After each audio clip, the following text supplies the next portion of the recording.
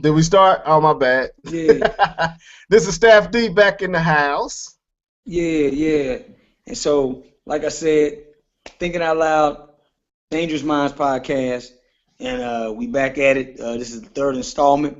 Uh, you know, of all of these of our podcasts, and we took a little bit of a hiatus, but now we back, and we back in your ear.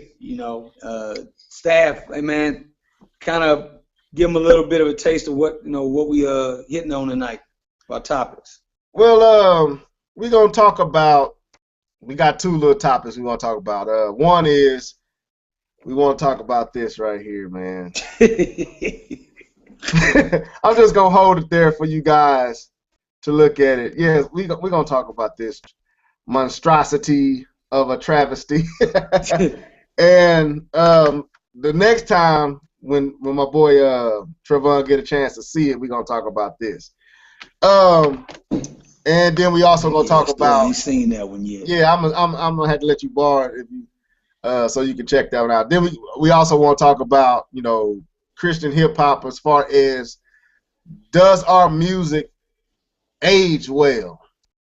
And this topic was sparked by a podcast me and Trev listens to, and two individuals that we find very thought provoking. Yes, yes, very thought provoking So, and motion but provoking as well.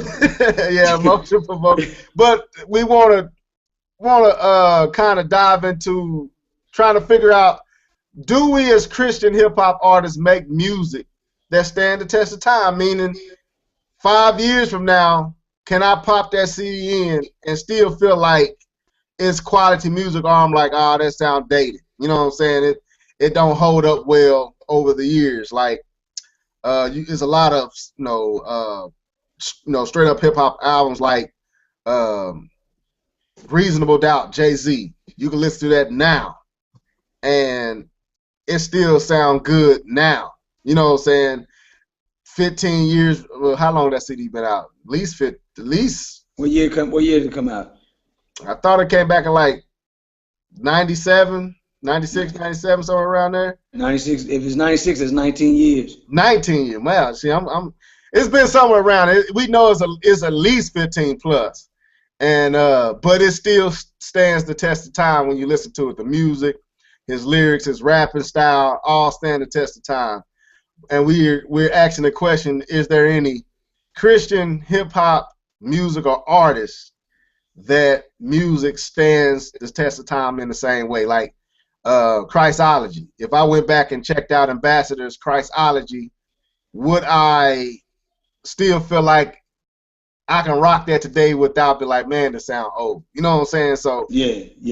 we want to deal with those two topics. A quick one tonight. We ain't gonna try to do it too long, but those are two, man. So, but actually, this, man, since we, you know how we do before we even get into the topic. Yeah. What you been reading? What you been watching? You know what I'm saying? What you been doing, man? Music, whatever. Reading. I started a new book um, called Short History of Christianity. It is by Terry. Oh my gosh, I forget the guy's last name. His first name is Terry. And I believe his last name starts with an L. But it is the guy who writes the book. I believe he is from from the UK, from the United Kingdom. I believe he's from England, and he tends to write in story form. And so what he chose to do he chose to take Christian history and write it factually and truthfully, but write it as narrative. Write it more as a narrative and not just cold hard historical facts that could kind of get people to yawning after too long. Unless you're just a geek for that type of stuff, unless you're just a history buff, then you're gonna be gung ho. But for a cat like for some cats,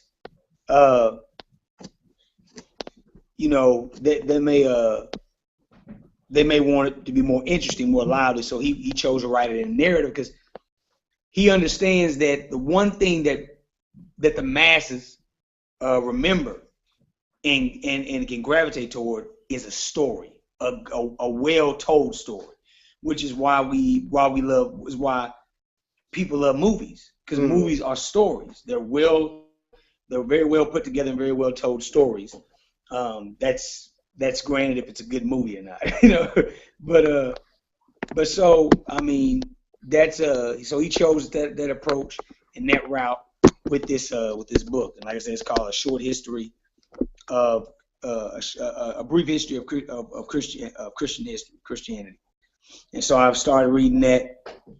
As far as what I've been watching, I can tell you what I'm getting ready to watch.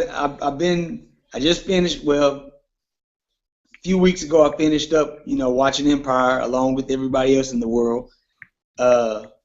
Started season finale. It was a bit crazy. They had some nonsense going on in there, but I mean, all in all, though, the show is hot. I love the show Empire. I don't like all of the themes that they're promoting, but I do like the show. So I finished that. I finished watching the first season. Anxiously awaiting this coming Sunday. Game of Thrones? April 5th.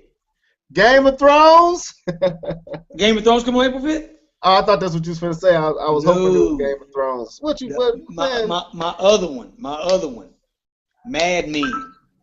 The last 7 episodes to the Mad Men series. Oh, okay. It's the final season, the final 7 episodes, and it starts on April the 5th, which is 2 days away, and now it's 1 day away because we officially it's officially April the 4th. Happy birthday, Grandpa Bill. My grandpa's birthday today, but yeah. So I'm anxiously awaiting to watch Mad Men this coming Sunday evening. That's gonna definitely be a treat and a blessing. But so that's what I'm getting ready to watch is Mad Men. Catching up on episodes of Scandal, catching up on episodes of How to Get Away with Murder, stuff like that, and just watching various shows and stuff on Netflix also. And what I'm listening to, man, I've been anxiously awaiting to answer this question for a few hours now. I just recently, actually, I guess it was yesterday, because you put me onto this song called "Praise Jesus." It has a cat named Armand, then another cat on there named Taylor Gray. Yeah, Taylor Gray. Dude, I was peeping some Taylor Gray's other stuff on SoundCloud. Yeah, he dope. Taylor Gray is that deal, man. Now, he dope, man. I know certain individuals may try to say he, may sound like somebody else, blah blah blah, whatever. Taylor Gray is that deal. Taylor Gray is that deal, and so that's why I'm listening to this as of now, as of like a few hours ago. I was enlightened by this bro. Like basically every track I heard by him, I enjoyed thoroughly. Okay. I thoroughly enjoyed. It was refreshing because his music. It didn't sound like what's on Hot 97 radio or what's being played on even on like what would have been played on 106 and Park if they were still around. It sounded like that straight authentic, just soulful. I mean, like put all your heart into it. It's straight hip hop, man. Introspective hip hop, man. It's straight hip hop. It ain't. Man, yeah.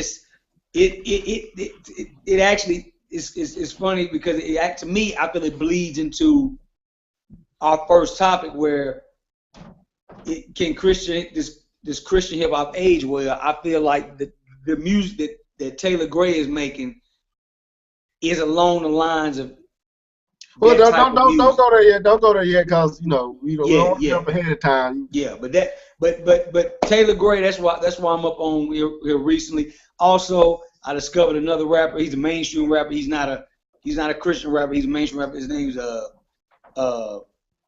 rapper Big Pooh. And I recently discovered him. I was listening to another podcast. Yeah, I heard him. I've heard him. I heard an interview of him on a podcast. And before I got into the interview, I went and I researched and listened to some of his music. And man, he has that classic hip hop sound. He has that classic, that 90s, like just straight classic hip hop. The hip hop that like you can listen, like you say, you listen to it 15 years from now, you be like, wow. Okay. But yeah, so. But let me jump in here, I guess. But Taylor Gray, I'm geeked on him right now. Taylor Gray is that deal. Okay. Well, let me jump on. As far as me, I won't say I've been reading anything this week.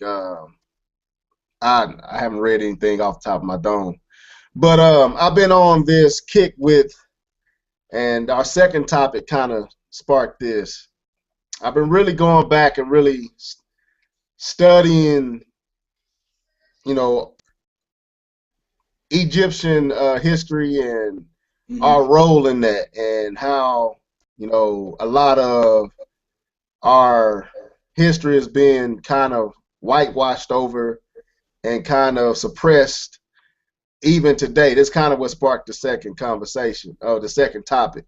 And so I've been watching a lot of videos and reading a little bit on it, but watching a lot of videos, and I try to find, and this might sound I don't even know if I should say this, but when I watch YouTube clips on videos dealing with this topic, with Egyptian history and Egyptology and with the pharaohs and the pyramids and the hieroglyphs and the depictions that was depicted on the walls, you can jump on YouTube and you can click on videos and it'll be a black dude telling you that Egypt was Kemet and it was black and it's Cushites and all that, What I do is, and it's something I shared with you before, I try to find a Caucasian brother who will say the same things and will admit the same things.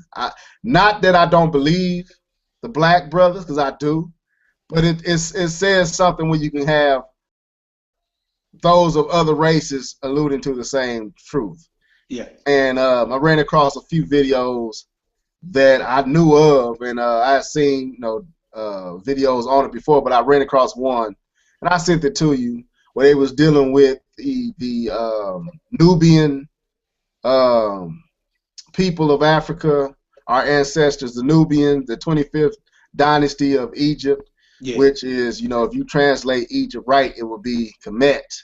But Egypt is a Greek word. Egyptian is a Greek word. That's what the Greeks called that area. They didn't call themselves Egyptians, but that's what we know them as because our history books describe it that way.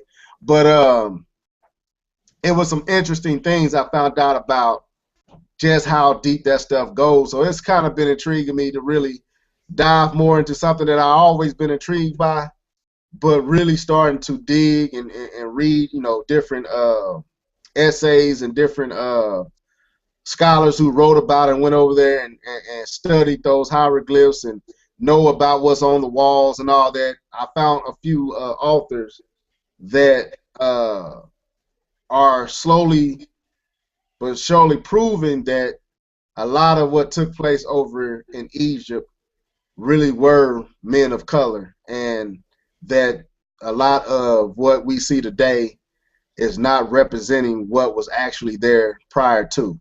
And it's not just black men saying that, it's a white men, there's a few Egyptians of today saying it, is a few people are saying, a few scholars. So I've been on that, and then of course I share that with you. When I find something I feel is good, I share it with you. Yeah. I've been on that. Of course, I finished this mess up.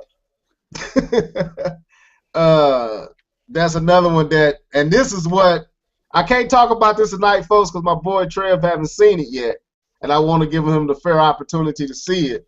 But this is what sparked me to really start diving into learning the, because my daughter was down here watching this movie with me. And what happened was, first of all, I know the story of Exodus. I know the story of Moses. We know this. We've been taught this. If you're a Christian, if you've been in church, you have heard this story over and over again.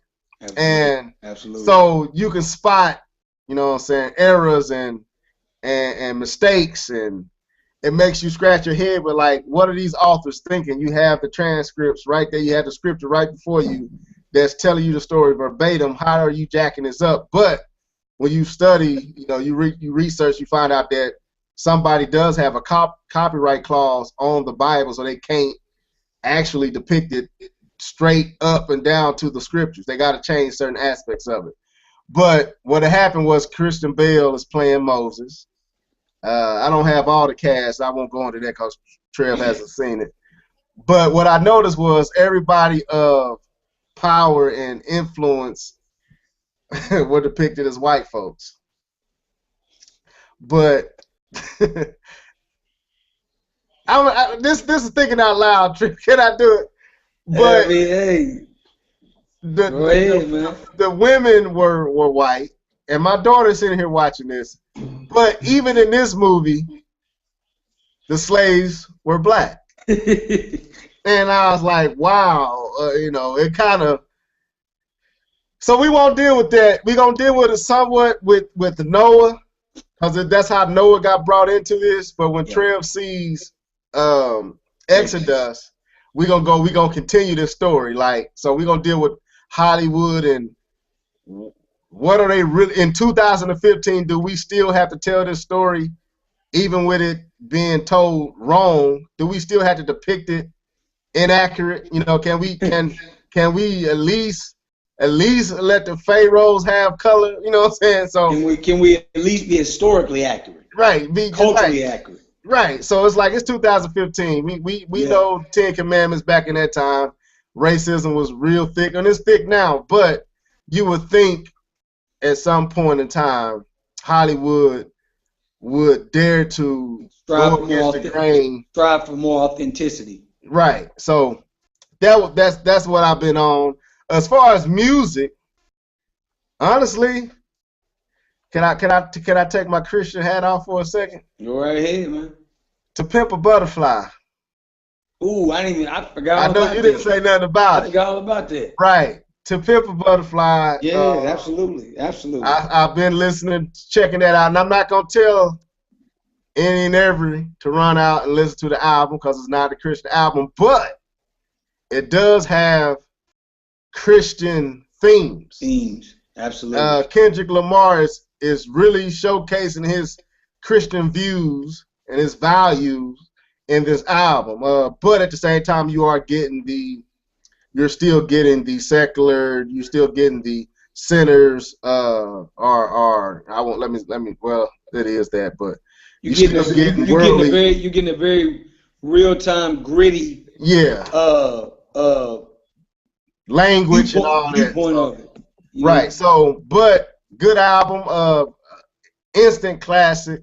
Absolutely. It will stand the test of time because it's kind of ahead of its time. Yeah. So 10 years down the line, when you put this album in, you'll still be like, this is hot. And we can kind of bridge into that first topic. But what else? So I showed you the movie.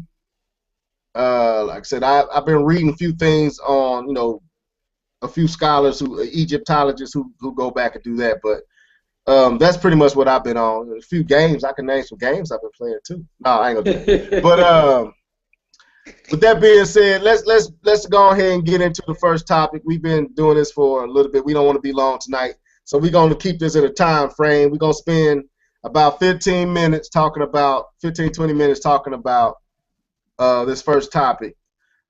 And I'll set it up. Trevon, in your opinion, is there any Christian hip hop album? And we already dealt with should we call it Christian or not. Yeah. But is there any hip hop album or Christian hip hop album that you feel like stands the test of time? Like in your portfolio or in your CD case with all your albums in it, which one of those albums stand out to you where you can put it in and it still sound like it sound when you first heard it and you feel like it's still good today? I first say on a subjective level, I think quite a bit of my music does, quite a bit of the music I listen to does, but I guess what I would say, I believe Sho Baraka's Talent is a tent. well, that, but also I believe Lions and Liars. I believe Lions and Liars. I would even dare say his Turn My Life Up. Yeah. He got tracks on there. I believe that if I go back and play it today, I would still be like, man. So let's do it like this then. I'm gonna name out some. Let's just, because we don't want to spend too much time on it. Yeah. Lecrae. What albums do you feel like Lecrae have in his portfolio of albums? Name some of his albums that you feel like stands the test of time. Like Rebel. Do you feel like Rebel stands the test of time? I do. You do? I would say especially certain tracks. Okay. On Rebel. See, that's what I would say. Certain tracks do. Certain tracks. But I won't say the album do. Yeah. Because Lecrae is real. I think Lecrae is real good at capturing what's hot and what's reaching the masses. Mm-hmm. And I mean that in the best way possible. That is not a knock against Lecrae. Lecrae is all props in respect to Lecrae. I love what Lecrae is doing. I love what Lecrae does. But I believe, I believe Lecrae, one of Lecrae's strong points is that his albums usually always are able to capture what the masses are looking for and coming to. And so a lot of times his music will reflect what's really hot and what's really going on. But at the same time, I think he does have tracks in there that can be considered timeless and that will age right. with. So okay, that's Lecrae. So if I was to look at Lecrae, I feel like Rebel has a lot of songs on it that I feel are timeless. Mm-hmm. I feel Rehab got a timeless feel to it. I feel like you can pop Rehab in. Yeah. And it's gonna feel good. At least today. Yes. I don't know 6 years, 7 years down the road. I don't know how I feel then. But right now, Rehab is what? About 6 years old? 5. And it still sound hot today. Yeah. Gravity, I think, is another album that's but it ain't old yet, so it's hard to throw that one in there. Let me name another artist. Anomaly. Well, Anomaly is new though. That's I know. I mean, yeah, that's why I said I ain't gonna go that far. Let me throw another artist out there. The Truth. I was thinking about The Truth. There's definitely some songs that The Truth got that if I now I say this. Let's narrow it down to just albums, cause we know all Moment of Truth. Moment of Truth. I would say Moment of Truth is classic. Moment of Truth. Now, Moment of Truth was after The Faith, right? First album. That's his first album. First album. I don't think I've heard Moment of Truth. I think outside of the time you let me hear it when we was coming back from the studio. Well, we was coming back from Trenton Brett. Yeah. You let me hear it that time. Yeah. I'll have to go back and listen to Moment of Truth. I would say The Faith. Was that the name of that one? Yes. I say The Faith is timeless. Mm-hmm. At least I believe what I remember from it.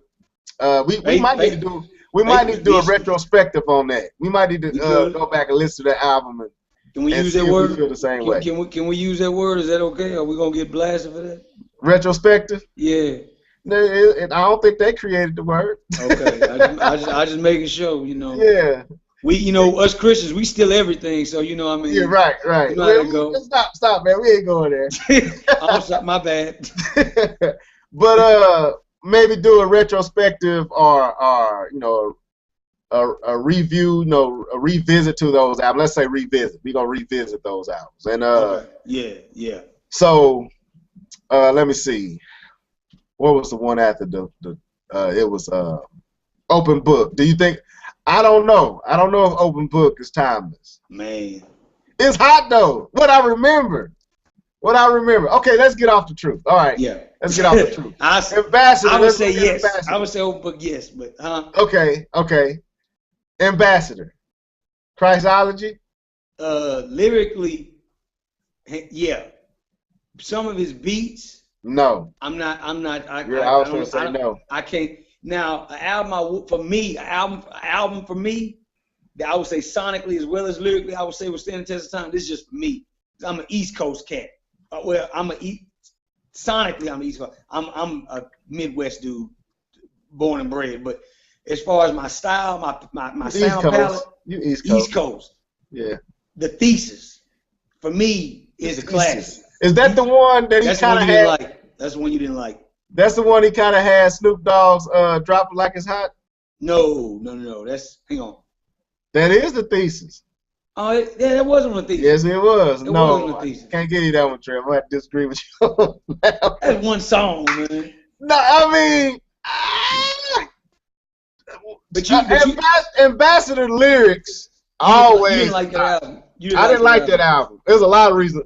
I ain't even going to all the reasons I didn't like that album. But Ambassador lyrically wise, yes, he got some. He has some timeless. I think his last two albums started to show. He started to show a little datedness because his rap style didn't change. Mm-hmm. But music wise, you know me, I was never really big on cross movements, production anyway. So yeah. Let me see. Let me think. Tadashi.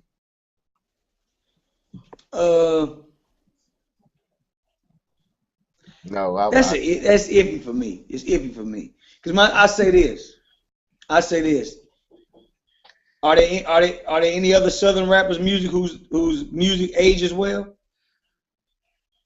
Is there any other Southern rappers whose music ages well? Then it's possible. It's possible for Tadashi. Okay. Clarify what you mean. He has a Southern sound. But just because you have a Southern. Now he has branched out. Don't get me wrong. He's expanded that sound. Right. But to me, Kingdom People is a classic. That's his first album, right? Yes. Yeah. I'll give you that. Thumbs. That's Houston. We got a problem. All that, right? Okay. Yes. To me, I'll say this: is there any Southern artist that's got timeless music? Yes. MJG and 8Ball got timeless music. Scarface. Scarface has timeless music. I throw T.I. in there.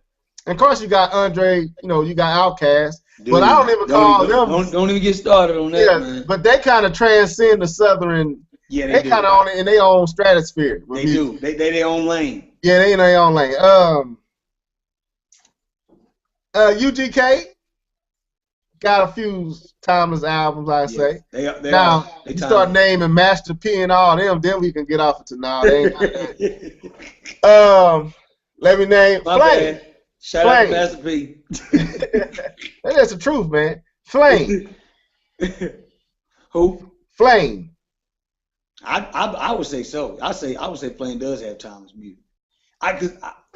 There's not a Flame album that I couldn't go back and listen to that I wouldn't enjoy. And now I say this: Rewind is probably the one that had the most tracks I probably didn't like sonically. I still think that's a dope album though. His content was dope. Conceptually, like Flame was doing the type of stuff that Kendrick Lamar was doing, like with Good Kid, Mad City. Flame was doing that with his albums, with like Rewind and then Our World Fallen, Our World Redeemed. That's what that's where I was about to go. I would say I wasn't a big fan of Rewind, again, because of the beats. Yeah. And that's coming from a producer's side of it. far as his lyrics and content, and you know, especially his theology, that was all sound. He was very sound in that. And, sometimes he challenged me because I wasn't where he was in understanding at that time. Even some of it had to grow on me because I had to grow to where he was. You know what I'm saying? So, but his music never, until I would say Our World Fallen, Flame musically never, sonically never got me. He never hit me until Our World Fallen. And Our World Fallen, Our World Redeemed, and I would say Royal Flush was decent. Decent. Well, I guess that's the wrong word. It was nice. I like Royal Flush. Put it like that. Dude, banger. But yeah, go ahead. Yeah. What else? The Sixth. Is that what's the name of that album? The Sixth. Yeah, which the Sixth was. The Sixth. It was a little different. It was. You know, his lyrics and stuff was dope. But again, music. The music is, you know, the track. The track selections, the music he chose for was kind of not hitting me well. So, but yeah, I would say Flame got I would say a few timeless albums. Now, I think if he got the right production behind him, Flame would be a problem. I'm gonna tell you the thing is this: if Flame could get a lot more, if he get sample clearance, more sample clearance, you would hear a way more ridiculous production. Because, like, I think some of Flame's most sickest tracks are like some of his unreleased tracks, like Number One Spot, which I think that was on the deluxe album of the Sixth. Yeah, I know that. The original version of, oh man, what is that? Oh, I can't think of the name. It can't. The one with him and Lecrae. Well, not even that. Noise. It's a track. It's a track that was on the Our World Fallen CD. But he had it originally had a sample, and it was on MySpace before he had it on the album, and it had a sample on it. When he put it on Our World Fallen, the sample was gone. He had to take the sample out because he couldn't get the sample cleared. Okay. But it was ridiculous. They just started dropping more mixtapes, man. Drop more mixtapes and. Yeah, because that way he can use the sample, you know. I love Flame's ear for music. I think Flame has a sick ear for music, for what sound he wants. Like he redid the Carol of the Bells and turned it into a crunk hip hop song. It worked. I would say Sho Baraka to me got the best ear for music.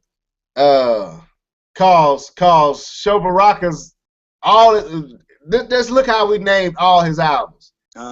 And every one of them, and it's been just three albums that, you know, far as we was released mass, you know, I would guess, you know, major releases. The first one, then Lions Alive. What was the first one called? Turn My Life Up. Turn My Life Up. Had a whole bunch of bangers. Not every song was hot, but that was a solid album. That was a solid album, and a lot of them tracks that I'm listening to, I'm thinking back in my head, I can still rock now. You know what I'm saying? And still feel like, they going. Lions and Liars, in my opinion, Lions and Liars was ahead of its time. It was ahead of what Christian hip hop was doing. And then Time the 10th just pushed that even farther because his beat selection, whoever he got producer for him, to me they could produce for Kanye or anybody, and you wouldn't know, they wouldn't feel out of place. You know, they wouldn't feel like, I could see some of them dudes producing tracks for Kendrick Lamar, and you wouldn't be asking who produced track 17. That didn't sound. Yeah. That's all. You know, when you look at songs like Jim Crow, Cliff and Claire, Denzel. What's a few on Me, Myself, and I on Lions and Liars? Dude, Liars Anthem. Liars Anthem. Oh my gosh. Show to me, as far as the total package, as far as what I've known, you know, then you got what we was talking about with the dude, what's his name? Taylor. Taylor Gray. Taylor Gray. Show like them dudes. Like Yeah. he just on something else. I think I think Lecrae is itching towards that place. Yeah. Where he entertaining, and we probably need to cut this conversation short. Yeah. Where he's entertaining, I guess, better producers, you know, that can give him that sound that's timeless.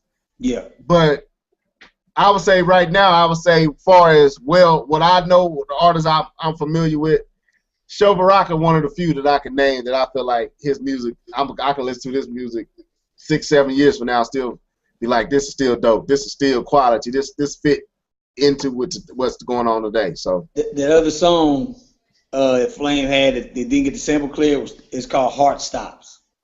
I haven't heard that one. Man, the original is ridiculous. I had to check it out. Man, we need to do a topic of biting Christian hip hop artists. We ain't gonna do that. You know where I'm going. You know. Anyway, it just made me, because you sent me something the other day and it really bothered me after I heard that. But anyway, what's that? No, we're not gonna talk about that. You gotta tell me that. You gotta tell me offline. Man. You sent it to me. You put me on it. I don't forgot what it was. When I sent it. What day I sent it? 2 days ago. Come on now, Trev. You know what I'm. Anyway, we won't talk about that. Yeah, I check the text. I check the text. Dude, come on! I can't believe you can't remember that, man. Anyway, I'll tell you when we done recording. I don't want to put that out there like that. But so I guess let's wrap this topic up. So what I asked this and then we'll move on. What do you think we need to do? And you kind of answered this. What do you think we as Christian hip hop artists need to do to make our music more timeless? Originality, creativity. Stop feeling like we have to try to fit in a mold. And I know it's hard because I really do believe the Christian hip hop community, not just Christian hip hop community, but the Christian music community as a whole. For so long, we've always been second class or maybe even fifth class as far as culture. We've always been behind, so we always feel we have a collective insecurity, I believe, as a subculture, and so we feel like we gotta be able to fit the sound that's out there, because we want to prove to Big Brother mainstream, you know, that hey, I sound like that too, I can do the Drake thing too. I can do I can do the Jay-Z thing too. I can do the Joe Budden thing too. You don't need to be Joe Budden. You may have a similar, you may get inspired by him. Maybe you got the same type of wit that he has, or maybe you kind of rapid fire like Eminem or something like that. But you don't need to spit Eminem's. You don't need to spit his stuff. You need to. There has to be originality. There has to be creativity. Have conceptual hip hop. That's really pushing the envelope. Just I would say our production. We have to strive for excellence, creativity, originality, excellence. Like we can't just think that 3:16 is about Jesus. Is all it takes. What I'm talking about. I'm spitting the word, and I'm sincere, and the beats is okay. It's like we can't be satisfied with mediocre. Right. We can't be satisfied with mediocrity. That's my take. That's my take. I would say I would take everything you said and add this to it. We definitely need to stop copying. Just being a copy and paste of what's going on in this, with our other brothers in hip hop. Yeah. Because most of the time when you're doing the copy and paste, it's already been pasted, and by the time you paste it, Yeah. they'll move to something else, and you always sounding dated because you chasing what's uncatchable. Uh-huh. Because while you're trying to reproduce what they are doing, by the time you reproduce it, they on a whole nother sound. And instead of trying to create the next sound, you trying to reproduce what's hot right now. So Drake hot, you trying to reproduce what Drake doing, and then by the time you get a beat at a good enough quality to imitate Drake, he's somewhere else. Drake already somewhere else. Yep. And you on your album ripping like Drake, and Drake got a whole new sound, and it's kind of laughable. And so we definitely need to be more conscious of not trying to rip the world of what they do and just trying to paste Christian on it. Two, we need to have an applied gospel. Yeah. What I mean by that is, absolutely. Instead of preaching the gospel, we need to apply the gospel. Meaning, how did it work out for you? Tell me that story. Don't tell me, me and you talk about this all the time. Don't tell me to be abstinent. Apply abstinent. Apply that in your rap. Apply how you were or how not being hurt you. See what I'm saying? In other words, put it in a narrative. Put it in a narrative. Apply it. Meaning, it's a song that somebody pointed out to me. No, you did. What you gonna do? And I was applying the gospel to scenarios. And I have a song called Rain where that was me. That was my pain. But it was about prayer and how stand before the Lord and keeping your petition before the Lord works. But it wasn't me having an outside looking into somebody else's situation. It was me looking out of my eyes, telling you my situation and applying the gospel to it. And how the gospel and how my relationship with Christ helped me through my reign. You know what I'm saying? I think we need to do more personal, more applied messages where people don't feel like you always doing this. You, y'all, and more us, we, I. Yeah. And I think that'll help us out too. And like you said, the last thing is better beat qualities. I'm a producer, and I ain't saying I'm one of the best. I ain't. But I feel like we got a lot of producers out here that ain't getting the love they need to get. Man, we need to get better producers and with a different sound, with a different take on music. But that would be my three. That'll help us out. Mainly stop emulating or just copy and pasting what's hot, and then think cats won't figure that out at some time. It's crazy. We should, if we was cruel, we should paste songs that we know Christian hip hop artists done that we can just paste. We could put the song that they took it from, and you couldn't tell the difference outside of Jesus was in his verse. Yep. And that's sad, but that's what we're doing, and that kind of causes us to lose respect. But so that ends that topic. Let's move on to this right here.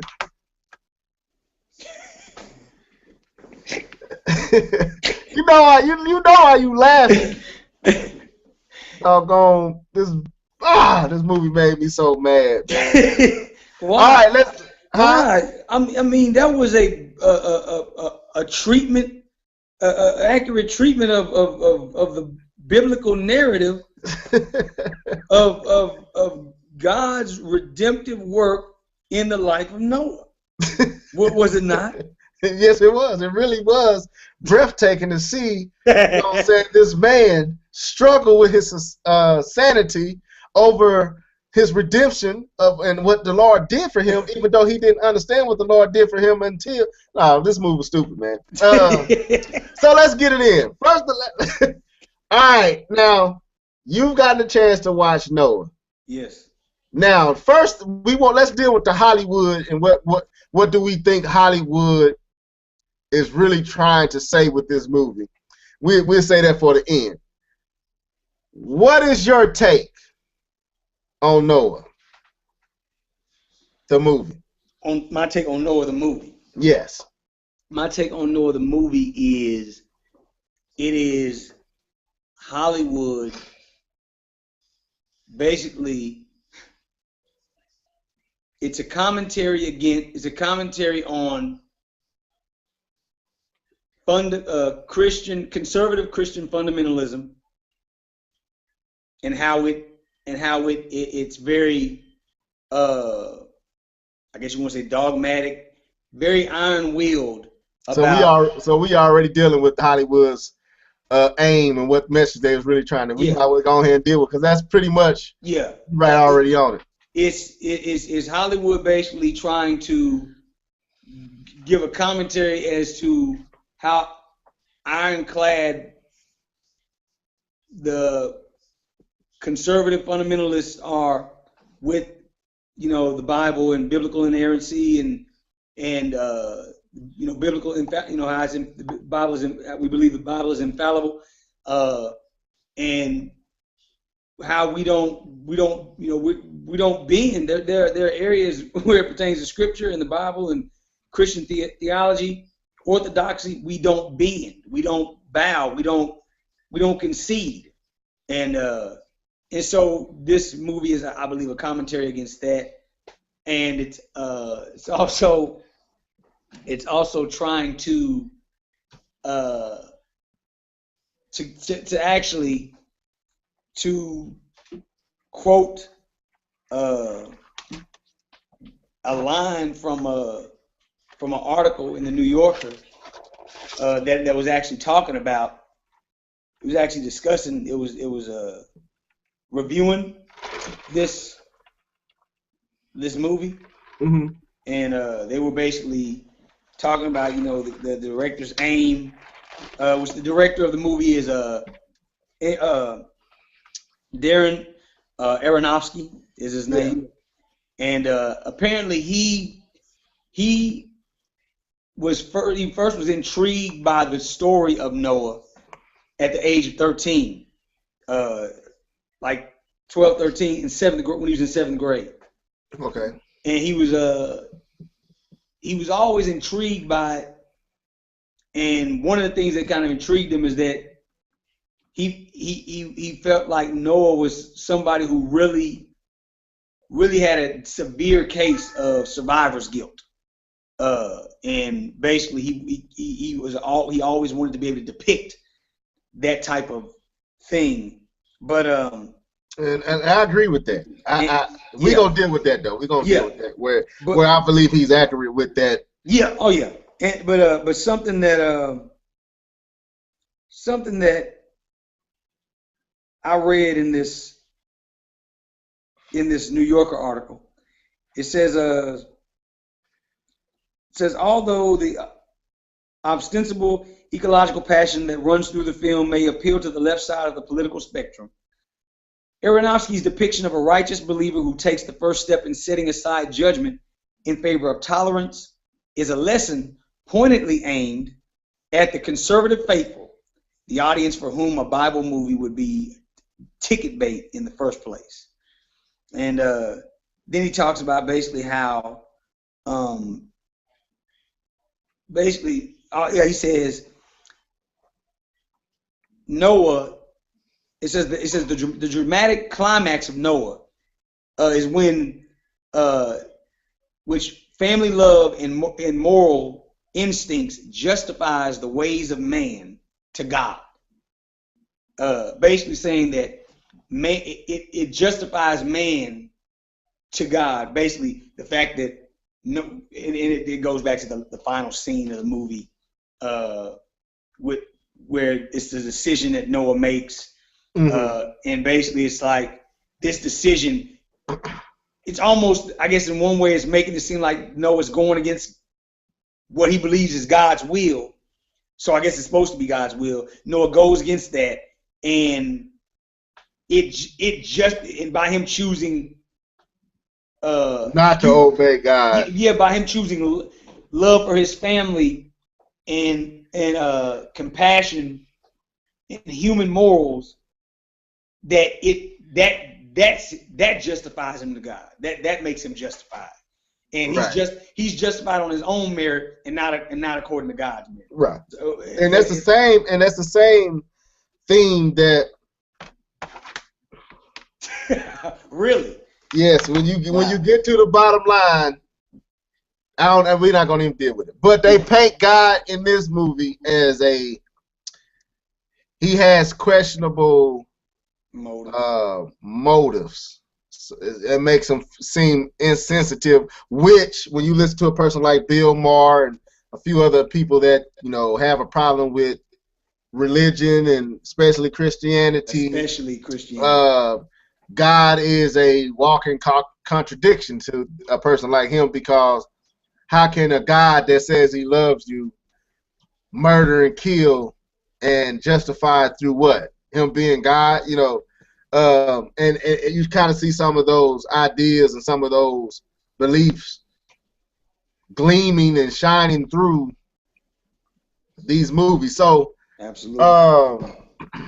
So to me, my take on Noah is, and I told you this earlier, it's almost like a parody without comedy.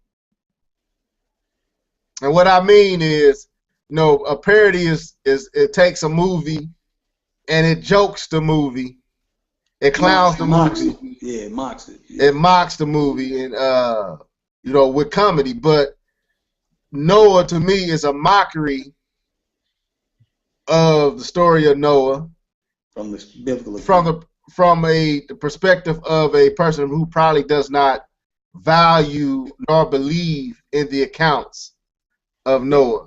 Can I interject just for a minute? Yes. Basically, Darren Aronofsky, I think his main motivation behind this movie, he always had a problem with the fact that God would kill off all of humanity and only spare a short number. Right. And he was also inspired by another story. But this story dealt with Judaism, and right. And in this one, it deals with a mother who was asked a question. Basically, she was asked a question, or she was like, she basically said something to the effect, if God asked me to sacrifice my son like he did Abraham, I would say, no, are you crazy? And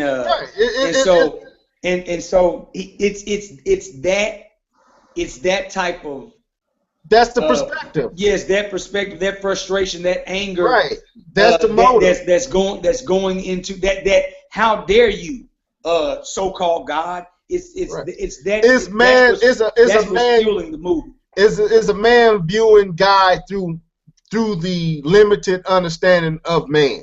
A finite mind. Right. Trying to understand something. Trying to understand the infinite. Yeah, so that's why I called it a parody, because you could tell that the underlying message is, I don't believe in none of this, but at the same time, I'm intrigued by the story and the fact that there are people who do believe in this. Mm-hmm. So Hollywood, of course, is going to force him to put in certain ideas and certain twists to back up their takes and their beliefs and their prisms. But the underlying message is Noah craziness is basically a representation of the devout Christian. Yeah. Now, if you haven't seen this movie, I don't want to ruin the movie for you. So if you haven't seen Noah, you might want to turn off. But if you don't care, which it ain't worth seeing, so don't wait till it come on HBO or something like that to watch the movie. Russell Crowe doesn't do anything to save this movie. Anthony Hopkins, he about the only person that I would feel like character was very interesting. But Now the acting's good. It's good acting. It's good acting. But what I'm great saying, acting, great directing. great directing. But Russell Crowe acting and Anthony Hopkins acting can't save this movie. The whole writing of this movie was bad. The script was bad.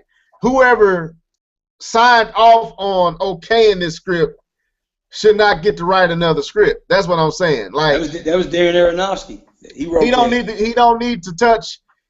Well, I ain't gonna say he's not creative. He's really creative, but he need to get on some sci-fi stuff because he ain't good with biblical stories. He ain't making nothing that was legible that tied into each other. So anyway, to me, Noah represented the devout, unmoving Christian. And his coming to Jesus moment was him breaking out of that mindset.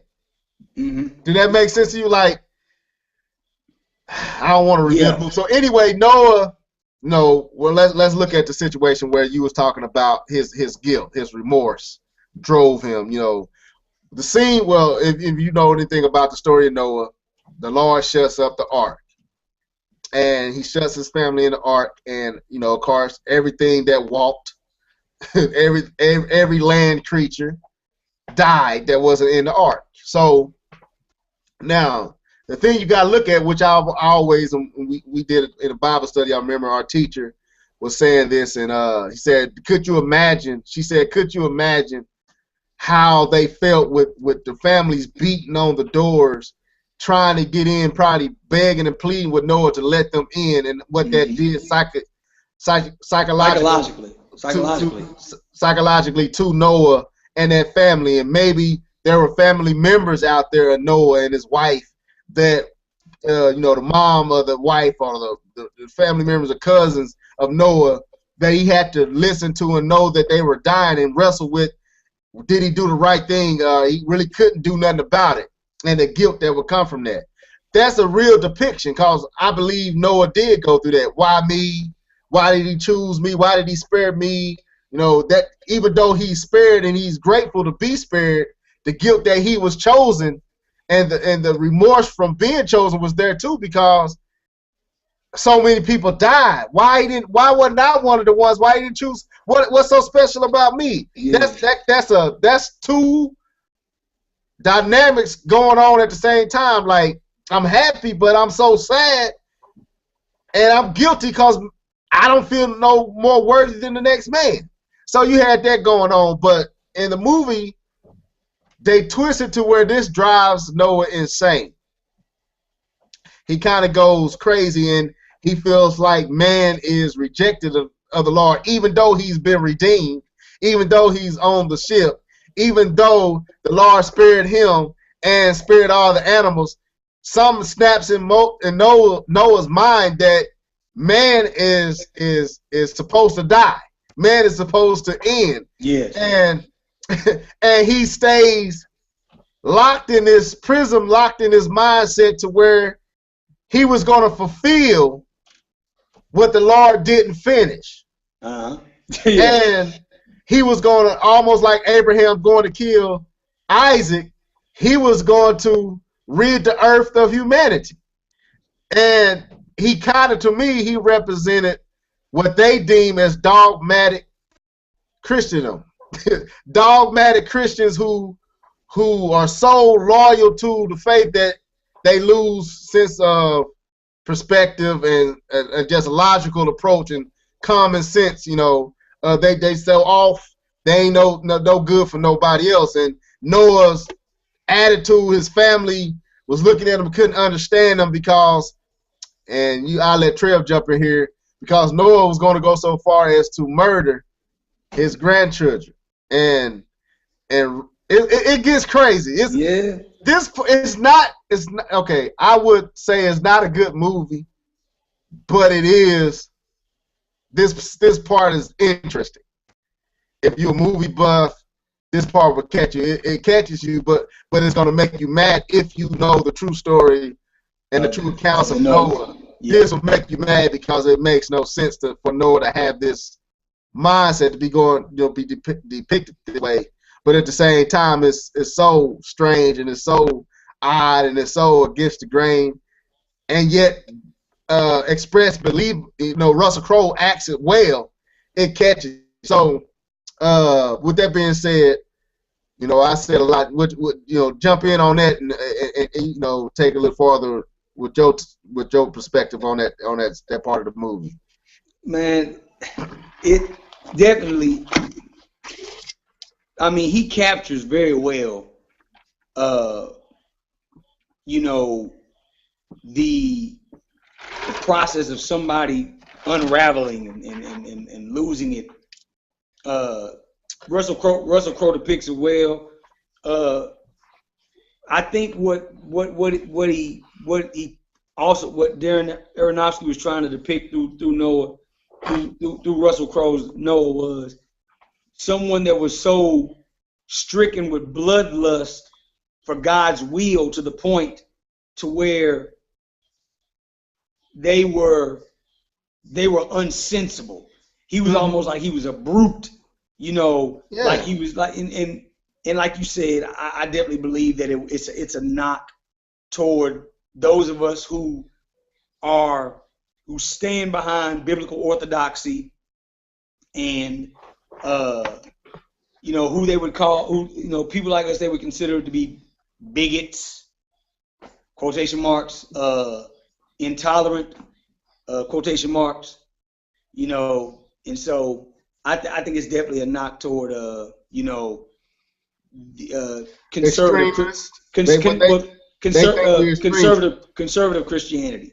Right. They think we would, but if you look at Noah to his family was being extreme and a little. Oh, he was being right extreme. To them. They were like his wife and his son. Him and Shem got into it and got to fighting on the ship.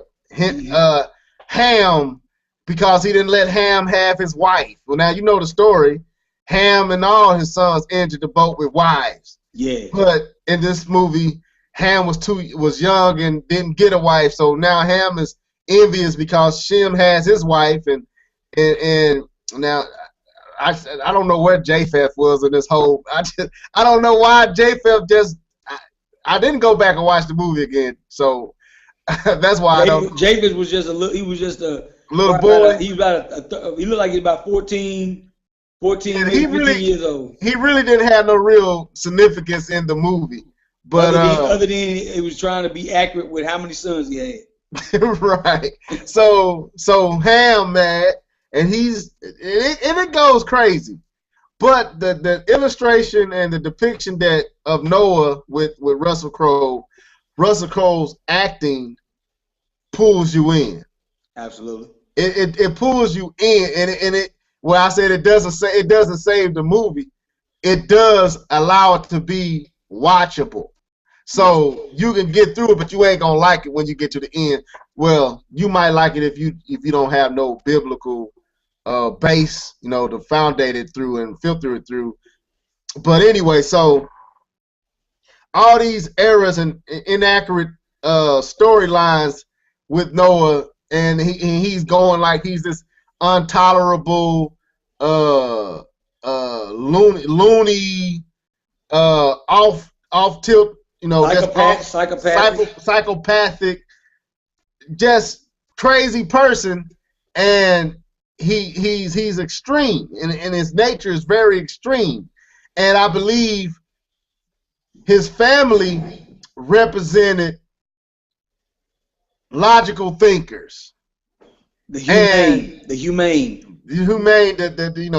the sensible, yeah, and he represented the extremes. What the church and their extreme views and what the Bible and this invisible God, because the only person that heard from God was Noah. Yeah. See what I'm saying? The wife and none of them heard. They didn't hear God. They wasn't the ones. So no, they was following Noah. So we as Christians, we hear from God. They don't hear. The world don't hear. We don't. Well, who this invisible God talking to this invisible man talking to you, telling you what to do? That's convenient. Yeah, so we crazy to them, like Noah was crazy to his family at that moment. Yeah. He was crazy to his sons at that moment. So I saw, like I said, it was, to me, it was more of a parody on. It was a parody without the comedy. It was a mockery of a story that they deemed foolish, but they just moved the comedy out of it. Yeah. So, but go ahead. You can jump back in. I'm saying you want to say something.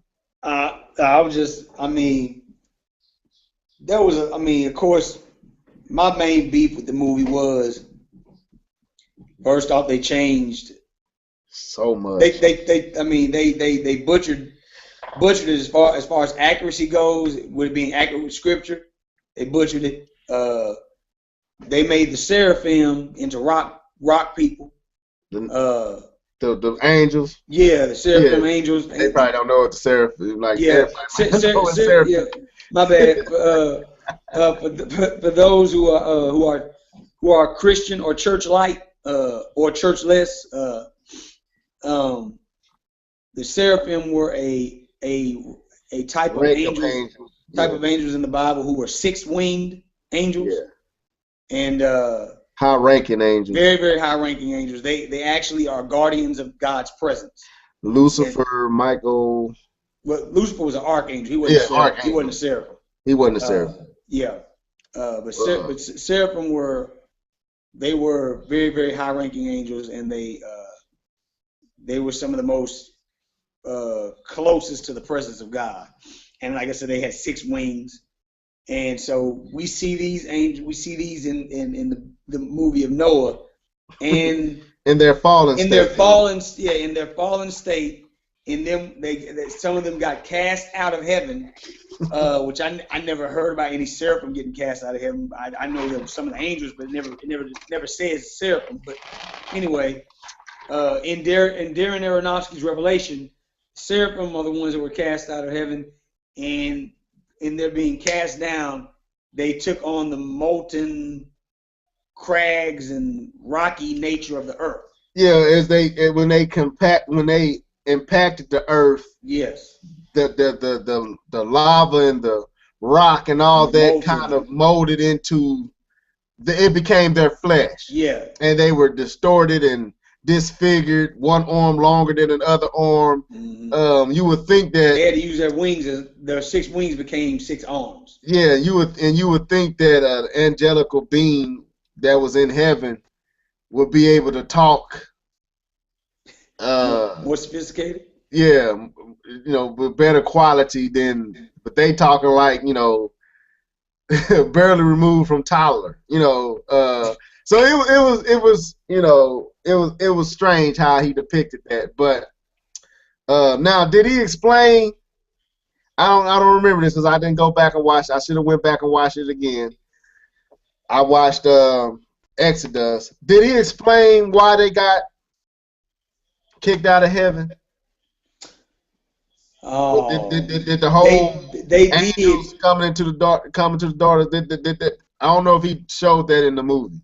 It was another reason why. Did they? They did. I forget why. Yeah, I can't remember how they did why. I had to go back and watch it. There was something that they did. There was something that wasn't done right, and they were punished. Right. And so they didn't protect or something. It was something they did do. It was stupid. Let's just put it like that. Yeah. Anyway, so all right. So that was one stupid aspect. What did you think about the villain? Tubal-Cain. Tubal-Cain. I mean, I definitely believe that. And he's in the Bible. Yeah, Tubal-Cain is an actual, real historical, biblically, factual person. That would actually make him one of Noah's brothers. Right. But I don't think they depicted him as the son of Lamech in this movie. No, they didn't. Okay. I mean, I would now whether Tubal-Cain was still living when Noah was around, I don't know. Look, but my thing is, I definitely believe that the type of opposition that Tubal-Cain and the people was kind of raising in the movie towards Noah. I could see that to an extent. But I mean, I guess I can say I liked Tubal Cain's. He played it. He played. Now that was who was Tubal Cain? I got it wrote down here. Who was that? Winstone. Ray Winstone. He played his character well. Like I said, it wasn't that the movie could have been good had it been a movie about something else. If it didn't have Noah on the cover, if this was like some type of fantasy movie. Yeah, it would have been a good movie. But the fact that it had Noah on the cover, the fact that he used the Bible and just chose to take all different facts of the Bible and just throw them in the air and wait for them to land and whatever. Right. Yeah, that's what made it bad, because you have something to compare it to. You know, it's like people taking a book and turning it into a movie. Like Lord of the Rings. It was a book there to compare the movie to prior to it being a movie. So if it don't live up to the book, even though it might be some good acting and all that, it still ruins the movie because you got something to bounce it off of. Whereas had this movie not been tied to Noah and they just made a movie and maybe then build it around a flood, it would have been a good movie. But it would have been really good because it's a good story. Yes, it's just a super story for Noah. It's great directing, great acting. Right. I mean, the story in and of itself is written very well. Yeah. Great writers. It's just that the problem for me, you took sacred scripture and chose to just use it like, oh, it don't really matter. Because I understand. The scriptures aren't sacred to them. The scriptures aren't right. It seems like they didn't even. It don't even seem like they took the. Okay, let's forget that they ain't sacred to them. Yeah. There's something there to use. It don't have to be sacred or not. Like I'm pretty sure the person who made the 10 Commandments, I bet the scripture was sacred to them. That's what be the meal. Man, look, I don't know these dudes. You be knowing. Making this stuff. Look, whoever made it, you know what I'm saying? My bad. You just came out. No, I was just helping out. I was just. I don't know who made 10 Commandments, the movie, but anyway, I just like how you do be knowing. You studying and show yourself approved, man. I like it. But anyway, I doubt that I don't know. I don't know if that man was Christian or not, but he did stick to, outside of the color of the skin and stuff like that. Yeah. He stuck to the story. You can watch that movie and you can see where the scripture is being reflected. And it's a good movie. Mm-hmm. But here it is in 2015 with all this technology, CGI, computer graphics. You can make the river really look like it's really there. You can make the art look real, and then you butcher it. Yeah. Instead of, come on, man, do it better than what was done 40, 50 years ago. You know, outdo what they did back then with what we got now. Well, I can't believe in 2015 we haven't gotten a biblical movie based on biblical stories that are good, are above par. Like, you had Night with the King. What was another one? The other one with Jesus, The Passion of Christ. That was excellent. That was amazing. Good. That was good. That was really good. I think that was one of the best cinematic works. That made me cry. On the life of Jesus, on Jesus. Yeah, it made me cry, so it had to be good. If I'm in the movie theater cheering up, it was good. Pause. You know how they say pause. Yeah. Pause. Yeah, I was crying. Pause. But I was crying, boy, like a baby over there when they was beating my Lord. I was mad, man. But anyway, I'm still a man. I'm still, I'm good. But I did cry. But I can't believe,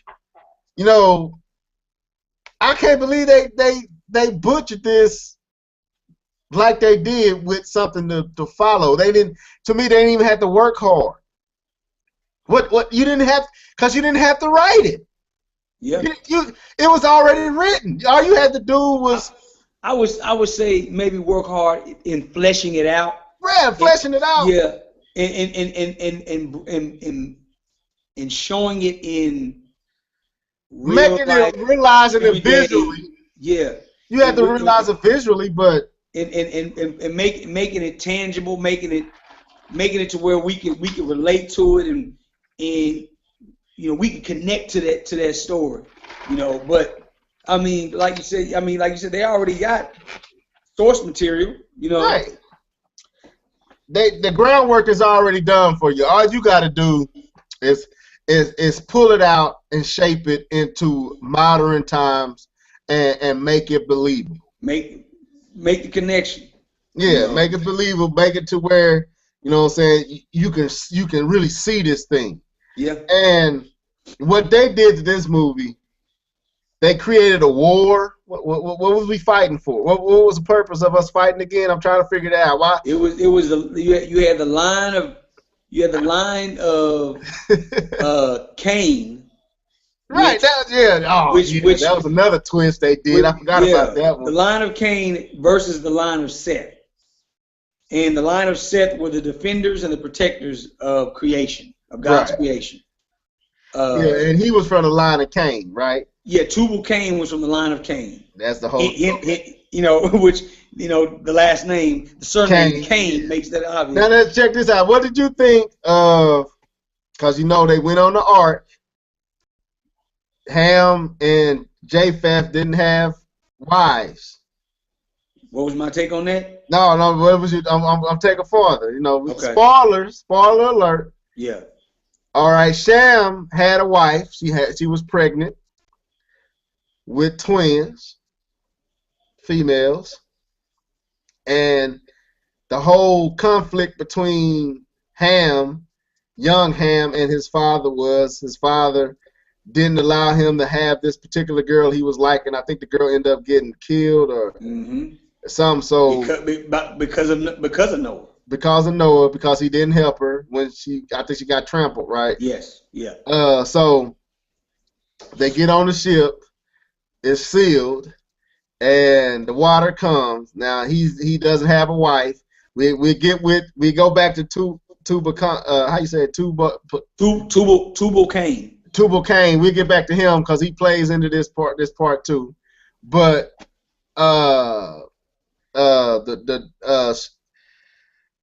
his son, I'm getting tied up on these names. Ham, and Japheth. Shem.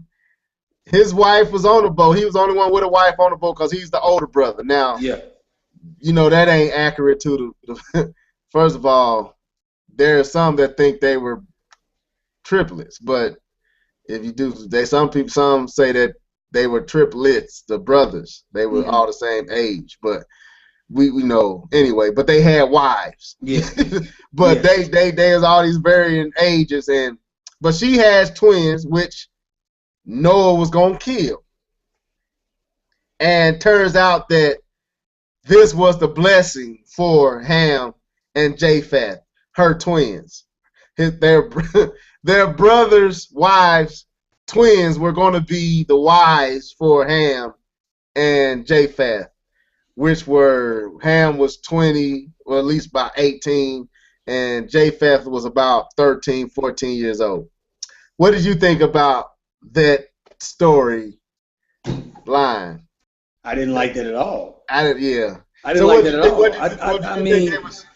What do you think their underlying message was? What you think there was? Again, I was saying parody. I'm using the word parody on the whole belief that we believe that sisters and brothers were marrying each other. They had to be married. It had to be. So I think this was a parody. Take Cain and how did Cain have children? Right. I don't know. I mean, because the scriptures say he married his wife. Now I don't. Yeah. Where did that wife come from? We don't know. That's the whole thing. That's a debate. That's still debated. I would believe it came from other sisters of. I believe the sisters of Noah of Adam wasn't recorded. Yeah. That's what I'm saying. Yeah. But They were some don't sisters. believe that. Some don't want to accept that. I accept that. Yeah. Some don't want to accept that. They want to say that there is more people here. Yeah. But anyway, The Lilith theory. well, that's one of the theories, but some just say they believe that the whole story is fabricated, period. And I think that's what this person doing. I thought this was a parody or a mockery, but I'm using the word parody because it was comical without comedy. Yeah. To the folks who believe that creation was multiplied through brothers and sisters marrying each other and brothers marrying nieces and all that. So, and they kind of went real far to make that to illustrate that in the movie. They didn't even have to do this. They could have just followed the story and gave them wives to come on the ship, but they went out their way to make these two baby twins the blessing for these two boys. I found that very intriguing that they went out their way to depict that.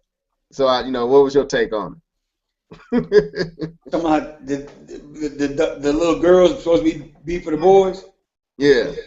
Let me just say, I hated the fact that they didn't give Ham and Japheth or Japheth as they say in the movie, that they didn't have wives. I hated that. That bugged me the entire movie because I knew Ham not having a wife. That was a setup because that was setting up a later subplot between Ham and Noah that was going to basically play out in some of the final scenes of the movie. So I knew where they were going with that. I could tell that early on. But I disliked that big time. I did not like that. I'm just like, dude. Okay, so we just gonna totally eradicate certain parts of the original narrative, the original text. Hold up before you keep it. We're gonna have to wrap it up here in the next probably 10, 15 minutes. So go ahead, finish your point. But yeah, that bothered me. That bothered me, to say the least. I didn't like the fact that Ham and Japheth did not have wives, and then I didn't like the fact that they alluded to that basically Ham and Japheth gonna marry their nieces. If they had wives, they were their nieces. Yeah, they were gonna marry their nieces. There was a totally obvious mock of scripture and what we believe. And don't get me wrong, around that time they were still marrying close relatives. Yeah, they're not. But still, that's not what happened. That's what I'm saying. They done it that way for you to feel uncomfortable about even having that take. Yeah. To believe that this relatives married each other. They had to use this illustration because it was very uncomfortable when you found out it was twins. You knew what was going on. I was like, when I found out that she was pregnant with twins, I was like, oh, so them, and they was girls. I was like, oh, so that's Ham and Japheth wives. And I was like, this is very uncomfortable. This is very, what I'm saying? Even though things like this did, as far as what we believe and as far as what the scripture leads us to believe, yes, marriages in family was happening. Marrying your sisters and brother, that was happening. But to depict it this way, they done it to make it very uncomfortable, very skirmish. You think that was the motive? I think that was the motive behind it. I think that was the whole motive, was because you didn't have to go that far. You could have had them come on with wives, all of it, and Noah tried to kill the twins that just say his wife got pregnant, was going to have twins, and Noah was going to try to kill them.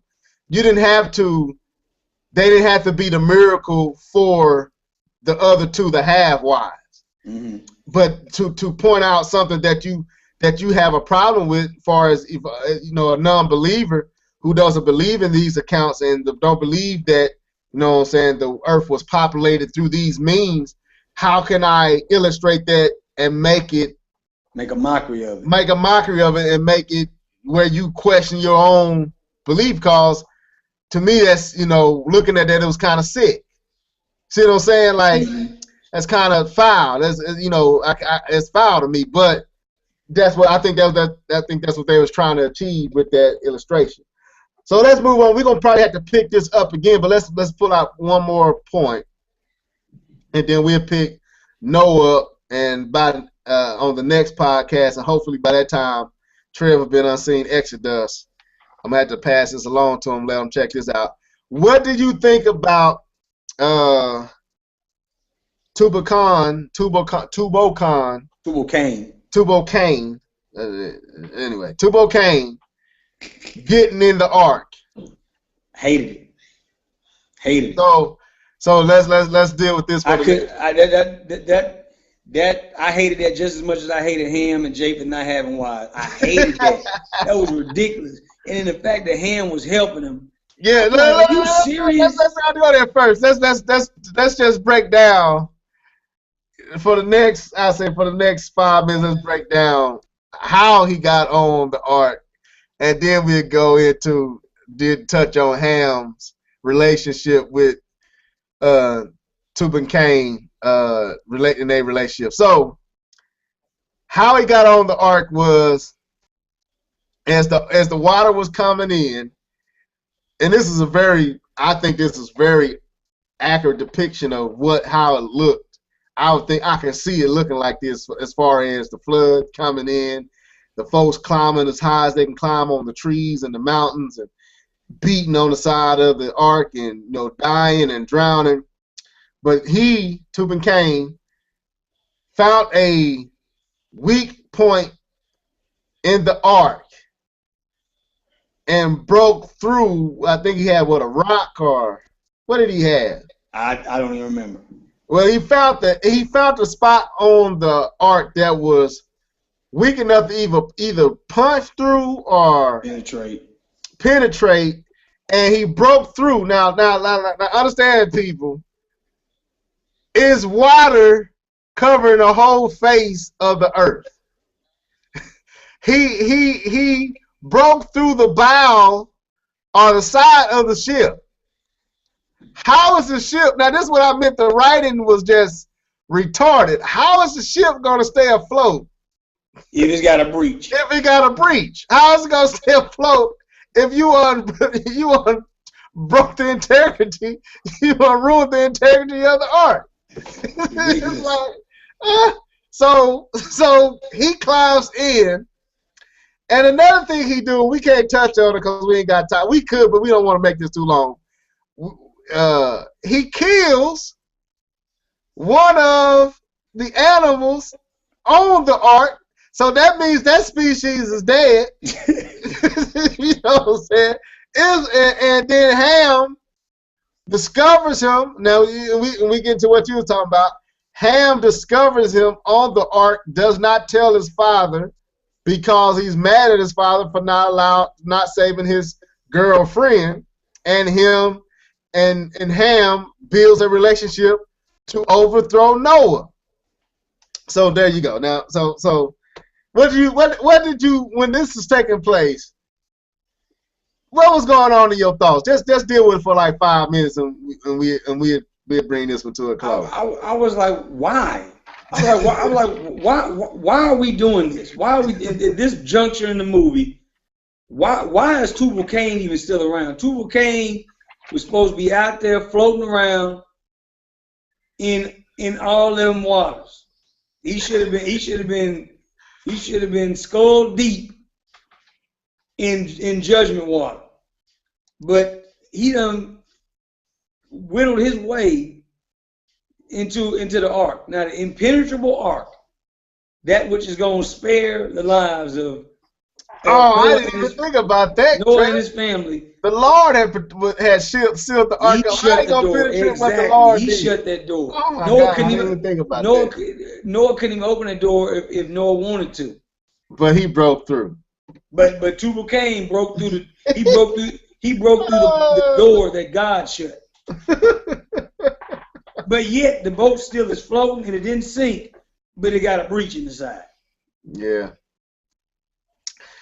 That was bad. I mean, this is when the movie started. When Hollywood really started to peer through and really show you, oh, this is Hollywood. Hey, we hear this is a movie. You know, they really amped it up on this scene. It was. It's like it's crazy because I don't know why they felt the need to keep Tubal-Cain's villain around because Noah was the villain. Because they already had made Noah had already transitioned into a villain by this time.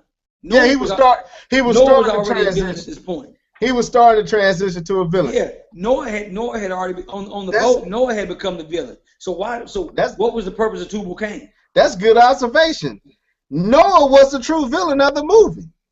Especially after once the flood was in full effect. Right. Yeah, you're right. That's even, I didn't think of Noah. I didn't ever look at Noah as the villain, but that's what he was. He was the villain. He was the villain because after he rid the boat of Tubal-Cain, he turned into a crazed villain. Pretty much. So you got two villains on the ark. You got the villain. You got one villain who's the main protagonist. He's the hero and the villain at the same time.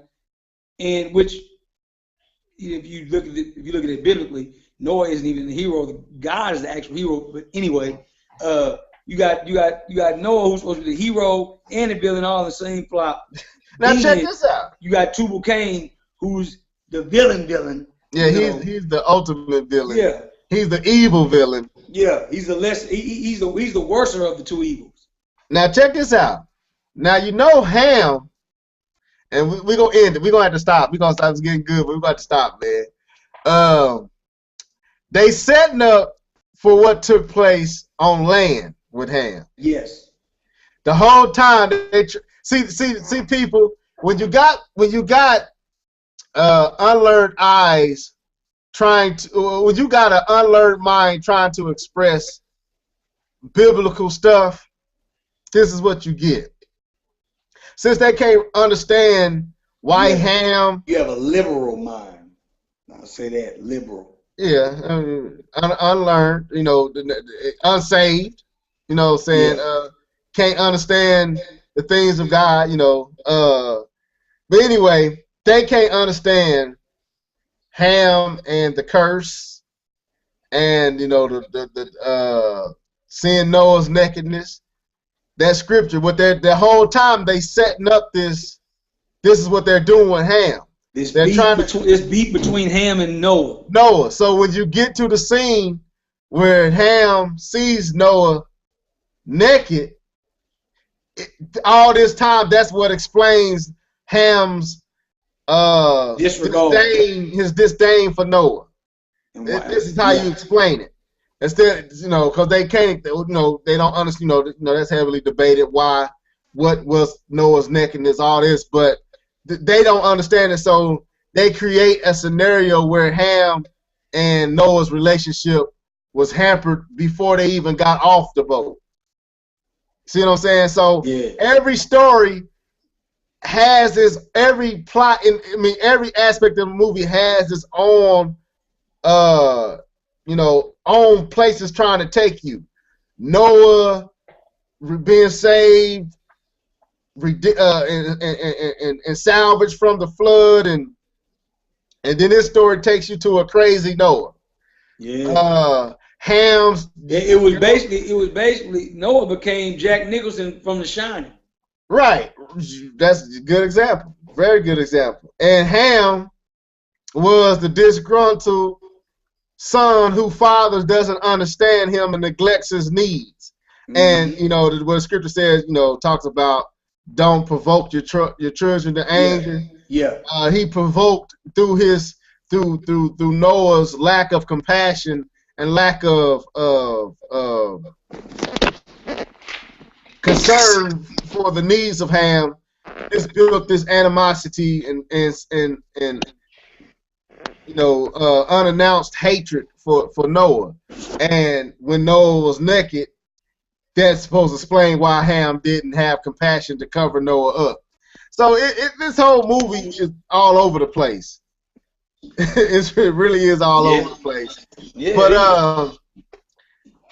But you want to pick this up and Yeah, we can pick this back up at another time, because I mean I could still go on about it. I mean, that's for sure. Well, we don't want to make it too long, man. We want to give them an opportunity to digest what we just talked about. Yeah, definitely. But what we gonna do is we're gonna table this one. Y'all look at that. Look at it. To get a good gander. Russell Crowe. Yeah, you a great actor, but love Russell Crowe, man. Russell Crowe, he that dude, man. Gladiator did not help you out with this movie. And no, Gladiator can say this. We'll pick this up on the next one. Then and hopefully we'll be on this one, cause I got a lot to say about this. Oh, there's another thing. Did you notice that there was no black people in this movie? Yeah, I did notice that. I noticed that. I ain't a racist people, but I do look for us in certain things. We can't be at the beginning of the creation of the world. We can't be one of the early people. Anyway, with that being said, you got anything you want to say before we get out of here, bro? Man, just I mean, I'm waiting to watch this Exodus and Kings, and man, I just want to say thanks to everybody who's tuned in, to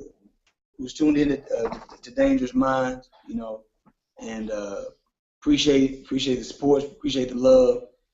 Keep tuning in. Feel free to comment, man, and let us know what you like about it, what you don't like. Hey, give us things you want us to hit on. You know what I mean? Both of us, we two guys that, it don't take nothing to get us talking about the Bible, or Christian themes. So, if you want to see our topics and themes expand, hey, feel free to drop us a line, man. Let us know.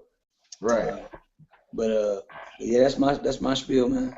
Yeah, we just want to thank y'all for tuning in, all of y'all that's watching.